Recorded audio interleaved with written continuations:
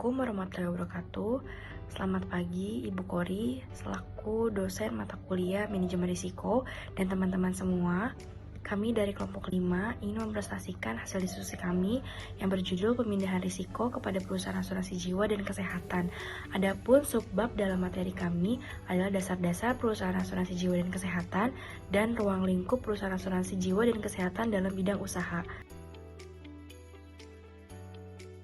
Saya Anet Budi Prasasti dengan NIM 1707619038. Halo teman-teman semua, perkenalkan nama saya Iksan Mawardi dengan NIM 1707619075. Perkenalkan nama saya Rehan Madani Al-Fahtan dengan NIM 17076190028. Selanjutnya, untuk subbab pertama akan dijelaskan oleh rekan saya. Baik teman-teman, untuk submateri yang pertama adalah dasar-dasar asuransi jiwa dan kesehatan. Nah, kita mulai dari pengertian asuransi. Jadi, definisi asuransi ini diatur dalam Undang-Undang Nomor 2 Tahun 1992, Pasal 1 tentang perasuransian. Nah, asuransi didefinisikan sebagai perjanjian antara dua pihak atau lebih dengan mana pihak penanggung mengikatkan diri kepada tertanggung dengan menerima premi asuransi untuk memberikan penggantian kepada tertanggung karena kerugian, kerusakan, atau kehilangan keuntungan yang diharapkan, atau tanggung jawab hukum kepada pihak ketiga yang mungkin akan diderita tertanggung, yang timbul dari suatu peristiwa yang tidak pasti, atau memberikan suatu pembayaran yang didasarkan atas meninggal atau hidupnya seorang yang dipertanggungkan. Nah, kemudian kita masuk ke definisi dari asuransi jiwa dan asuransi kesehatan. Nah, yang pertama asuransi jiwa. Jadi asuransi jiwa ini adalah perjanjian antara dua pihak atau lebih dengan mana pihak penanggung mengikatkan diri kepada tertanggung dengan menerima premi untuk memberikan suatu pembayaran yang didasarkan atas meninggal atau hidupnya seseorang yang diasuransikan. Pada hakikatnya adalah pengalihan atau pemindahan risiko, reshifting atas kerugian keuangan financial loss oleh tertanggung kepada penanggung. Nah, jadi asuransi jiwa ini memberikan uang pertanggungan kepada yang ditinggalkan, yaitu misalnya anak, orang tua, atau yang lainnya sesuai dengan ahli waris yang ditunjuk bila tertanggung meninggal. Nah, kemudian ada asuransi kesehatan. Asuransi kesehatan ini adalah asuransi yang objeknya jiwa. Jadi tujuan asuransi kesehatan adalah memperalihkan risiko biaya sakit dari tertanggung sehingga kewajiban penanggung adalah memberikan biaya atau pelayanan perawatan kesehatan kepada tertanggung. Asuransi kesehatan ini merupakan salah satu jenis produk asuransi yang secara khusus menjamin biaya kesehatan atau perawatan para asuransi tersebut apabila mereka mengalami gangguan kesehatan atau mengalami kecelakaan. Nah, jadi secara garis besar ada dua jenis perawatan ditawarkan oleh perusahaan asuransi, yaitu ada rawat inap dan rawat jalan. Jadi pengertian asuransi kesehatan ini memberikan proteksi dalam bentuk sejumlah dana untuk biaya berobat dan rumah sakit bila seseorang terkena penyakit tertentu. Asuransi kesehatan merupakan salah satu bentuk asuransi yang membantu mengurangi risiko akibat sakit. Nah, teman-teman, kita masuk ke produk asuransi kesehatan. Nah, jadi di sini ada 6 produk dari asuransi kesehatan. Yang pertama adalah santunan perawatan harian, kemudian yang kedua ada asuransi biaya medis, yang ketiga adalah santunan dread disease, yang keempat ada asuransi kesehatan syariah, kemudian yang kelima ada santunan kesehatan hari tua, dan yang keenam atau terakhir adalah jaminan pemeliharaan kesehatan masyarakat. Oke, baik teman-teman, yang selanjutnya adalah produk asuransi jiwa. Jadi ada 4 produk dari asuransi jiwa ini. Yang pertama adalah asuransi jiwa berjangka atau term life. Nah, asuransi jiwa ini adalah produk asuransi dengan sistem pertanggungan berjangka waktu tertentu. Misal ada 5 tahun, 10 tahun, 15 tahun, dan seterusnya. Nah, dalam konteks asuransi jiwa ini, jika pemegang polis meninggal dalam periode pertanggungan, maka penerimaan manfaat atau beneficiary akan mendapat uang pertanggungan dan sebaliknya. Nah, kemudian yang kedua adalah asuransi jiwa seumur hidup atau whole life. Nah, jadi asuransi whole life ini adalah asuransi yang memberikan proteksi selama 99 tahun atau seumur hidup. Jadi, kapanpun pemegang polis asuransi meninggal dunia, maka beneficiary-nya akan mendapatkan uang pertanggungan. Nah, kemudian yang ketiga ada asuransi jiwa dwiguna atau endowment. Nah, asuransi jiwa dwiguna ini adalah asuransi yang memiliki dua fungsi. Fungsi pertama sebagai asuransi jiwa berjangka dan fungsi kedua sebagai tabungan. Nah, sebagai tabungan ini, tertanggung akan dapat menarik polis asuransinya jika suatu saat ada kebutuhan yang mendesak sesuai dengan ketentuan yang berlaku. Nah, untuk yang keempat ada asuransi jiwa unit link. Asuransi jiwa ini adalah sebuah asuransi jiwa yang juga memiliki dua fungsi. Pertama sebagai proteksi, dan yang kedua sebagai investasi. Premi asuransi jiwa unit link ini lebih tinggi dibandingkan dengan asuransi jiwa yang lain, tetapi memiliki kelebihan yang lebih powerful proteksinya, serta investasi yang dinilai dapat menjanjikan keuntungan investasi, atau return earning-nya itu lebih tinggi.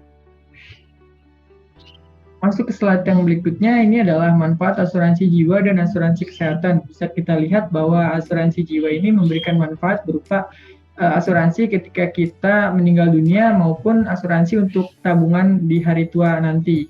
Nah, kemudian di asuransi kesehatan ada manfaat sebagai asuransi yang akan mengurangi risiko ketika nanti kita sakit. Misalnya kita perlu mengeluarkan uang untuk rawat jalan maupun rawat inap. Baiklah, selanjutnya saya akan menjelaskan tentang ruang lingkup asuransi jiwa dan kesehatan dalam dunia usaha.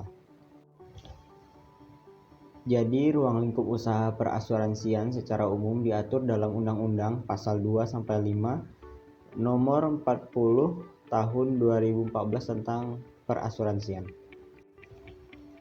Jadi, ruang lingkup usaha perasuransian secara umum itu diatur dalam Pasal 2-5 Undang-Undang Nomor 40 Tahun 2014 tentang perasuransian.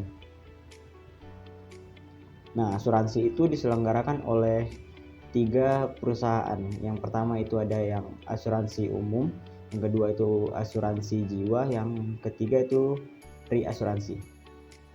Kita akan bahas yang pertama itu perusahaan asuransi umum. Perusahaan asuransi umum hanya dapat menyelenggarakan usaha asuransi berupa jasa pertanggungan risiko yang memberikan penggantian kepada tertanggung atau pemegang polis karena kerugian kerusakan, biaya yang timbul, kehilangan keuntungan, atau tanggung jawab hukum kepada pihak ketiga yang mungkin diderita tertanggung atau pemegang polis karena terjadinya suatu peristiwa yang tidak pasti. Yang kedua itu ada usaha reasuransi, yaitu usaha jasa pertanggungan ulang terhadap risiko yang dihadapi oleh perusahaan asuransi, perusahaan penjaminan, atau perusahaan reasuransi lainnya. Usaha reasuransi lingkupnya adalah pertanggungan risiko atas perusahaan asuransi umum lainnya.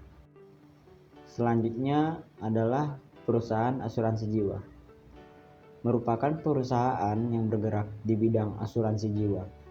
Nah, usaha asuransi jiwa sendiri itu diatur dalam Undang-Undang Pasal 1 Ayat 6 Undang-Undang Nomor 40 Tahun 2014 tentang perasuransian, adalah usaha yang menyelenggarakan jasa penanggulangan risiko yang memberikan pembayaran kepada pemegang polis, tertanggung, atau pihak lain yang berhak dalam hal tertanggung meninggal atau tetap hidup, atau pembayaran lain kepada pemegang polis, tertanggung, atau pihak lain yang berhak pada waktu tertentu yang diatur dalam perjanjian yang besarnya telah ditetapkan dan atau didasarkan pada hasil pengelolaan dana.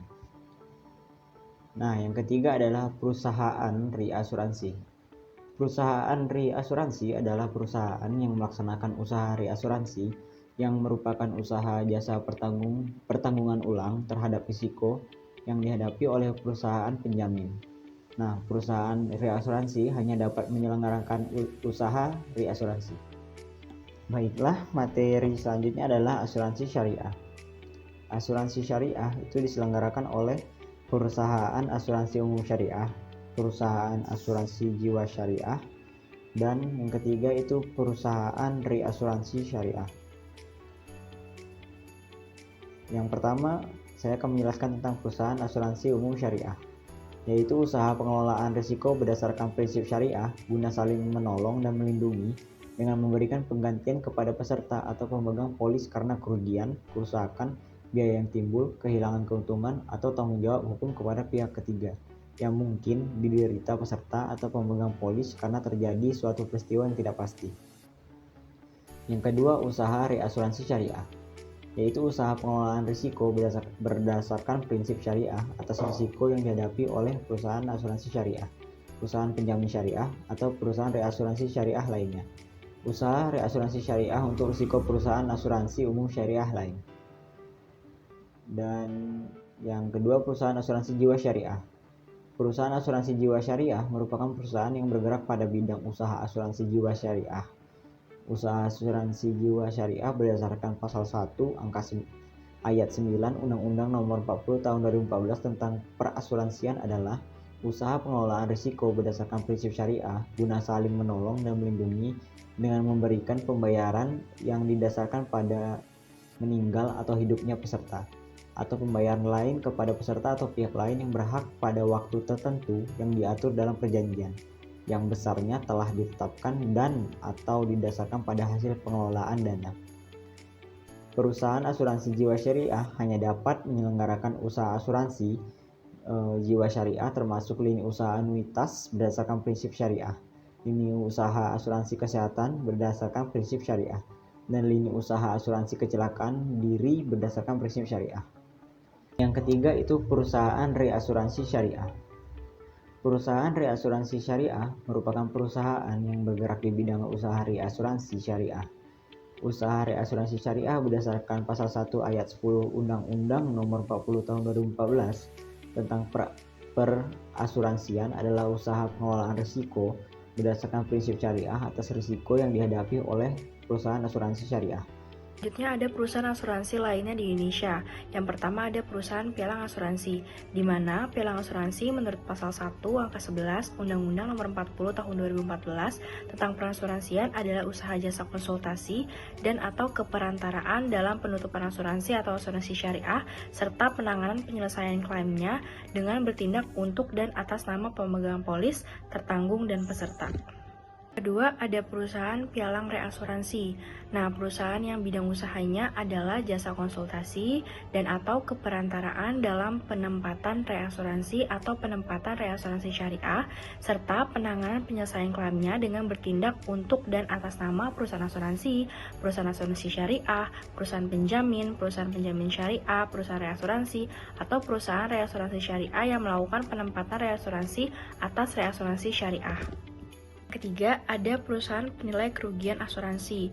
Nah, perusahaan penilai kerugian asuransi ini adalah perusahaan yang bidang usahanya sebagai jasa penilaian klaim dan atau jasa konsultasi atas objek asuransi. Perusahaan penilaian kerugian asuransi hanya menyelenggarakan usaha penilaian kerugian asuransi, yang mana pengertian usaha penilaian kerugian asuransi berdasarkan pasal 1 angka 3 Undang-Undang Nomor 40 Tahun 2014, yaitu usaha jasa penilaian klaim dan atau jasa konsultasi atas objek asuransi, ruang lingkup usaha asuransi umum dan asuransi jiwa, serta usaha asuransi umum syariah dan usaha asuransi jiwa syariah dapat diperluas sesuai dengan kebutuhan masyarakat, yang mana perluasan tersebut dapat berupa penambahan manfaat yang besar didasarkan pada hasil pengolahan dana.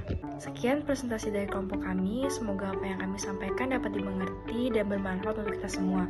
Bagi teman-teman yang ingin bertanya dan menambahkan, dipersilahkan menulis di kolom komentar. Terima kasih. Wassalamualaikum warahmatullahi wabarakatuh.